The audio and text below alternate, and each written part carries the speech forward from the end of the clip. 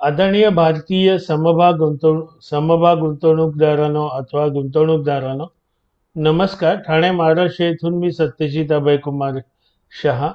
गेली 6 वर्ष मी माझ्या ELA मध्ये इक्विटी लिटरसी मिशन, ज्याला मराठीत समभाग गुंतवणूक साक्षरता मोहीम म्हणतात, ही जी मी चालू ठेवली, त्याच्या अंतर्गत मी अनेक वेगवेगळ्या विषयांवर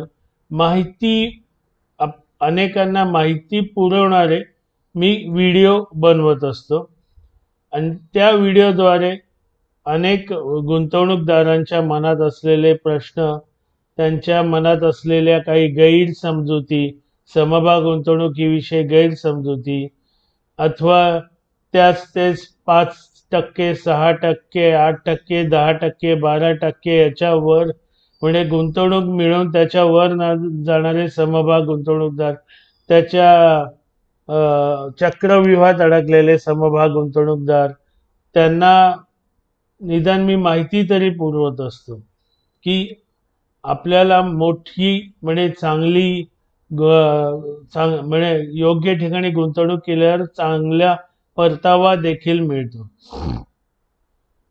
आता मी एक पाहिलंय, हे म्हणजे मी आत्ताच बघायला सुरू केलं गेले 1.5, 2, 4, 5 वर्षापूर्वी, 6 वर्षापूर्वी, जे नवीन गुंतवणूक समभाग गुंतवणुकीत येतात त्यांना, म्हणजे हे मागे मी अनेकदा सांगितलं, त्यांना आलं की त्यांना काय वाटतं माहित नाही की समभाग गुंतवणूक म्हणजे पहिल्या दिवसापासून 8%, 10% दररोज, काहींना तर ते दर तासाला मिळणार, असा काहीतरी गोड गैरसमज असतो. कोण करून देतं हे माहित नाही.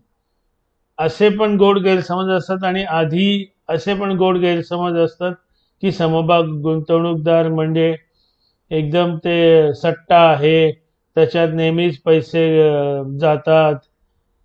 आणि असेही काही गुंतवणूकदारांना लोक सांगत असतात, फटाफट पैसे मिळतात, मजबूत पैसे मिळतात, तुम्ही लगेचच अंबानीच्या बाजूला बंगला बांधू शकता वगैरे. म्हणजे काही, म्हणजे तुम्ही आज गुंतवा, 4 महिन्यांनी गाडी घ्या, नवीन गाडी घ्या, फ्लॅट घ्या, काही, म्हणजे सगळं जगा वेगळे. पण हा जो मोठा आता सध्या सुरू आहे की जे नवीन गुंतवणूकदार येतात त्यांना ताबडतोब भरपूर पैसे हवे असतात आणि वर स्वतःला ते दूर, काय म्हणतात त्याला, लॉंग टर्म इन्व्हेस्टमेंट करतो असं म्हणत असतात. म्हणजे हे सगळं गंमत वाटते. आता मी तुम्हाला काही इथे आकडेवारी देतोय. हे तुम्हाला माहिती आहे की मी MRFचा समभाग माझ्याकडे आहे. आता MRFच्या समभागाच्या भावाची आकडेवारी पहा. 16/11/2007 साली MRFच्या समभागाची किंमत होती 7,255.85. पुन्हा सांगतो, 16/11/2007, 21/11/2008. मी मुद्दाम एक वर्ष घेतलं कारण मला आता 1 वर्षाने अनेक जणांना छातीत दुखायला सुरू झालं, अनेक जणांच्या म्हणजे काय रात्री झोपा उडाल्या वगैरे वगैरे. तर 21/11/2008 ला जो 7,255 होता 1 वर्षापूर्वी, तो 1,707. म्हणजे MRFचे जे मालक आहेत त्यांना तर मोठा हा हृदयरोगाचा झटका येऊन जायला पाहिजे. आता 5/2/2021 ला MRFच्या समभागाची किंमत होती 90,693. त्याच्यानंतर 1 वर्षांनी म्हणजे 4/2/2022 1 वर्षांनी 68,223. आता 23/2/2024 ला समभागाची किंमत होती 1,50,725.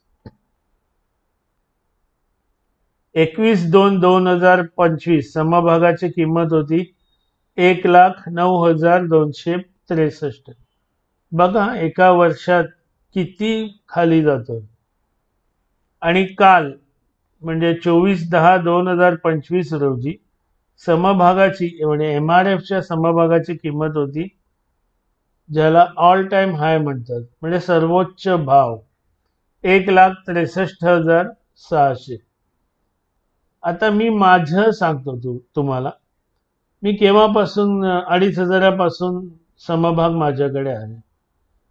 मला याचा एक एवढाही फरक पडत नाही माझ्यावर. म्हणजे 1,50,000चा 1,90,000 झाला, मला काही फरक पडत नाही. 90,693चा 68,233, मला काही फरक पडत नाही. 7,255चा 1,707, मला काही फरक पडत नाही. काल 1,63,000 झाला, मला काही फरक पडत नाही. कारण हा किती वाढू शकतो हे मला माहिती आहे. आणि त्याच्यामुळे तो कितीही पडला तरी मला काही वाटत नाही. कारण हे माझ्यात कुठून आलं माहिती आहे ना. मी ह्या समभागाची जेव्हा घेतला, किती 25 का माहित नाही, आता मला विसरलो, त्या वेळेला मी याचा भरपूर अभ्यास केलेला. तेव्हाच ठरवलेलं याचं काय, याच्याकडे बघायचंच नाहीये. त्याच्यामुळे मला फरक नाही पडत. माझ्या बाबतीत 2,500चा समभाग काल 1,63,000ला गेला होता. हे कशामुळे? जे मी नेहमी सांगतो, have faith, have patience, have conviction. आता फक्त माहितीसाठी मी तुम्हाला सांगतोय, माहितीसाठी. रिलायन्स 29/5/2009ला 281 होता समभागाचा भाव. 27/1/2017 253 होता समभागाचा भाव. म्हणजे अंदाजे 8 वर्षानंतरही उलट 281चा 253 झाला होता. पण गंमत कशी असते ना, तो समभाग खालीवर गेला तरी लोक नाही, वो रिलायन्स है ना, उसमें कोई फरक नहीं पड़े. आता तसंच मी असं सांगतो, मी यापूर्वी पण सांगितलं, 1.5 का 1.25 वर्षापूर्वी मी माझ्या स्टेटसला लिहिलं होतं की मी माझ्या गुंतवणुकीच्या बाबतीत मी ओल्ड जनरेशन IT समभागातून बाहेर पडतोय आणि पडलो. माझ्या मते ते old generation Infosys, TCS, tech Mahindra, Wipro, Mphasis, HCL tech, मी झाडून सगळ्याच्या बाहेर पडलेलो. आणि तुम्ही गेल्या 5 वर्षाची इन्फोसिसची समभागाची पातळी पहा, सगळ्यांचीच पहा, TCS असो, हे असो. आत्ता मला कळालं ह्याचं माझा निर्णय चुकीचा नव्हता. यालाही कारण आहे. कारण मी तेव्हापासून बघत होतो की हे ओल्ड जनरेशन, माझ्या मते ओल्ड जनरेशन म्हणजे तेच सॉफ्टवेअर बनवतात. बँका किंवा इन्शुरन्स किंवा असे किंवा आय थिंक मॉलला लागणारी. पण आत्ताची दुनिया काय आहे, जसं उदाहरणार्थ EV येत आहेत किंवा अनेक गोष्टी येत आहेत, त्यांना पण अनेक सॉफ्टवेअर लागतात. ते बनवणारे लोक कमी आहेत. तर त्याच्यात गुंतवणूक केली तर खूप फायदा आहे, हे मी ओळखलं होतं. पण कसं असतं, जे सामान्य गुंतवणूकदार किंवा ते लगेच घाबरतात. हे कसं, कारण त्याचा अभ्यास चुकून माझ्याकडून झालेला असतो. आणि मला इथे सांगायला आनंद होतो की आत्ता 6 का 8 दिवसापूर्वीच मी पाठवलं होतं स्टेटसवर, बहुतेक इकॉनॉमिक टाइम्स का इंडियन एक्सप्रेस का कुठेतरी, एका महत्वाच्या परदेशी माणसाने लिहिलेलं. आता TCS आणि इन्फोसिस आणि विप्रो सारख्या लोकांना न्यू टेक्नॉलॉजी सॉफ्टवेअर मध्ये पण शिरावं लागेल. हे मी खोटं नाही बोलत, मला शोधावं लागेल. मी स्टेटसमध्ये टाकलं होतं. आणि माझ्यासारख्या सामान्य माणसाने हे 1.5 वर्षापूर्वीच लक्षात आणलं होतं. म्हणजे कसं असतं ना, तुम्ही समभाग गुंतवणूक करताना तुम्ही पण हुशार व्हायला शिका ना. भले तुम्ही कोणाला तरी दिला असेल पीएमएस ला वगैरे, म्हणजे अगदी भरपूर पैसा देऊन पीएमएस ला, मला कितीतरी जण माहिती आहेत पीएमएस ला देऊन त्यांना अनेकदा नुकसान झाले. म्हणजे काही जण तर 2 किंवा 3 पीएमएस ला देतात. तुम्हाला माहित नसेल, आता सेबीच्या नियमानुसार पीएमएस ला द्यायला तुम्हाला कमीत कमी 50 लाखाची पुंजी त्यांच्याकडे द्यावी लागते. तुमचे समभाग नाही द्यावे लागत, 50 लाखाची पुंजी. म्हणजे ज्याने 3 जणांना पीएमएस दिले त्याने 1.5 करोड दिले, पण ते गप्प बसतात. गेले 2 वर्ष काहीच नाही केलं, 1 वर्ष काहीच नाही केलं, 3 वर्ष काहीच नाही केलं, 10-15% वर नाही दिले. पण हेच जर तुम्ही स्वतः काही काही गोष्टी शिकल्या, कधीतरी तुम्ही स्वतः याच्यात करा ना. अहो, तुम्ही निवृत्त झाल्यावर काय कामं करणार आहे? फक्त हे किंवा फक्त हे? निवृत्त झाल्यावर उलट आजच्या घडीला पैशाची खूप गरज आहे.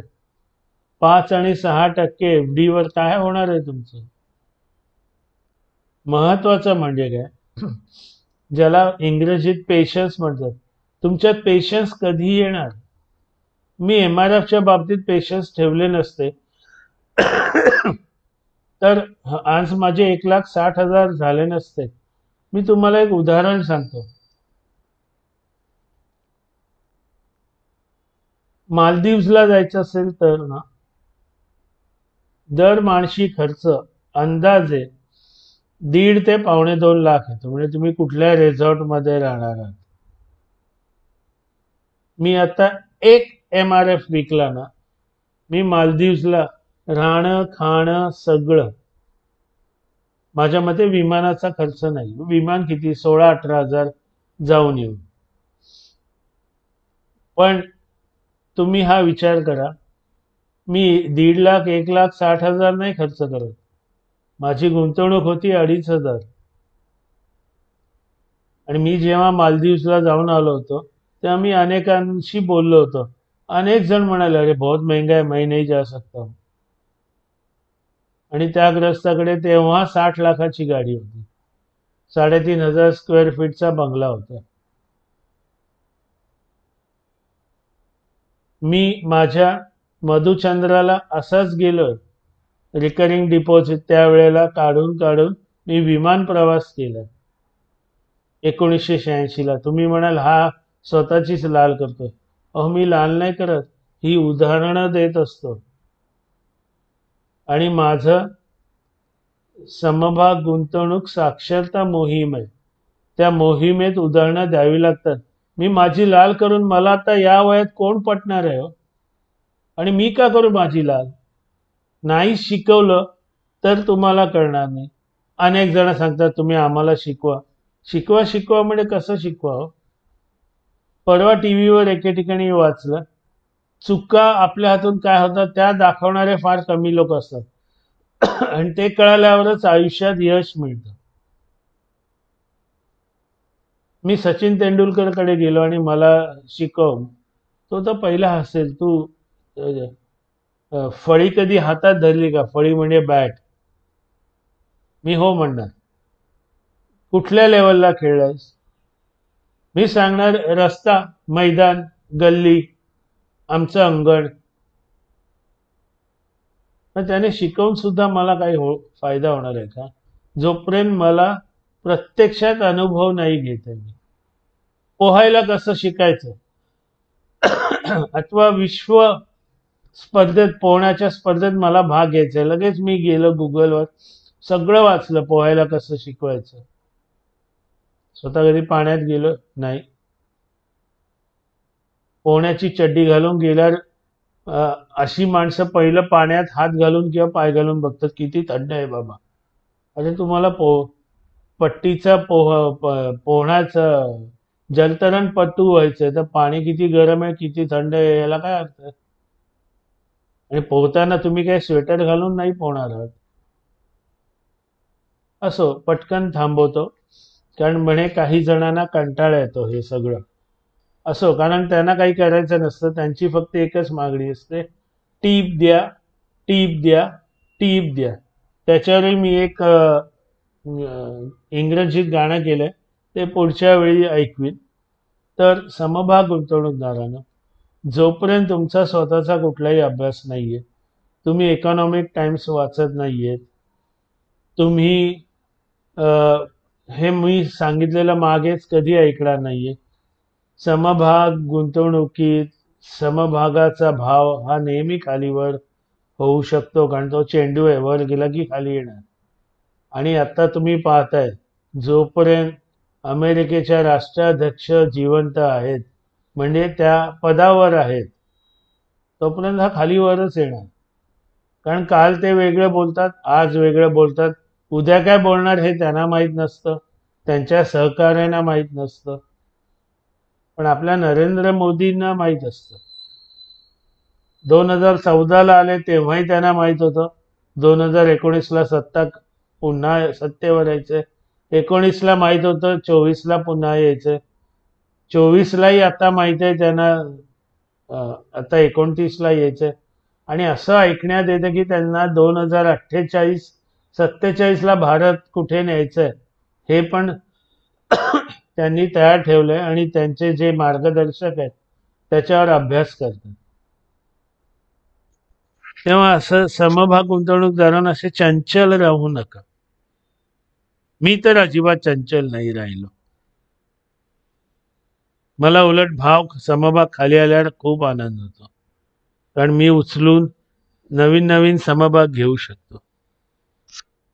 तेव्हा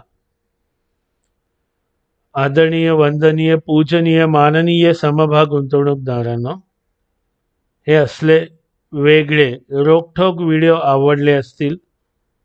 आवडत असतील तर स्वतः तुम्ही माझ्या या यूट्यूब वाहिनीला सबस्क्राईब करा, बेल आयकॉनवर क्लिक करा, शेअर करा, लाईक करा, कॉमेंट करा, आणि तुमच्या मित्रमंडळी, नातेवाईक, सगळे सोयरे यांनाही हे सगळं समभाग गुंतवणुकीच्या माझ्या या वाहिनीला सबस्क्राईब आणि बेल आयकॉनवर क्लिक करायला सांगा. मित्रांनो, मी एकच सांगू शकतो, मला खूप दुःख वाटतंय. आता काल का परवा मी आकडेवारी पाहिली. तुम्हाला खोटं वाटेल, सध्याच्या जे काय माहिती काढली आहे कोणीतरी, सगळ्यात जास्त टक्केवारीने समभाग गुंतवणूकदार अंदमानमध्ये आहेत. खरं तर मराठी माणसाला, जे स्वतःला अतिशय हुशार, सुशिक्षित म्हणवतात, त्यांना वाईट वाटलं पाहिजे.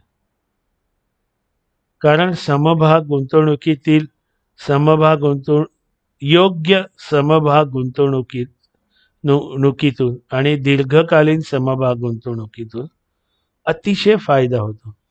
मी अक्षरशः दररोज उदाहरणं माझ्या स्टेटसवर टाकत असतो. हा कितीने वाढला, एका दिवसात 14%, 5 दिवसात 28%, 6 महिन्यात 45%, 145%, 229%, म्हणजे वेगवेगळे वाढतात.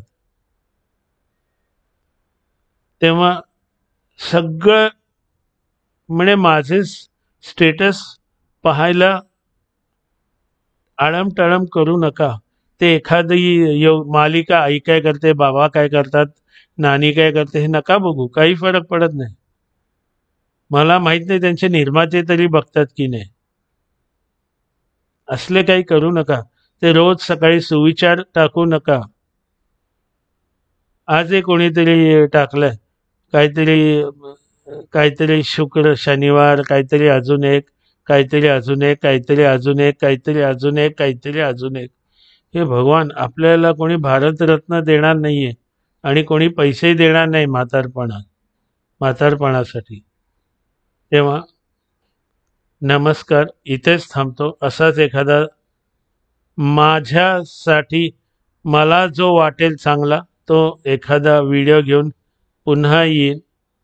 आता पुन्हा येईन नाही म्हणत, परत त्याच्यावर काहीतरी कोट्या होतील. असंच एखादा व्हिडिओ घेऊन आपल्या सेवेला येईल. नमस्कार. जय हो.